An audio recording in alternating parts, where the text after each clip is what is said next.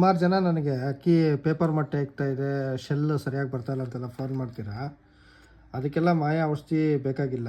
ಇದು vitamin D3 ಇದು, ಆಮೇಲೆ ಕ್ಯಾಲ್ಶಿಯಂ ಇದರಿಂದ ಚೆನ್ನಾಗಿ ಉತ್ಪತ್ತಿ ಆಗುತ್ತೆ ಬಾಡಿಯಲ್ಲಿ.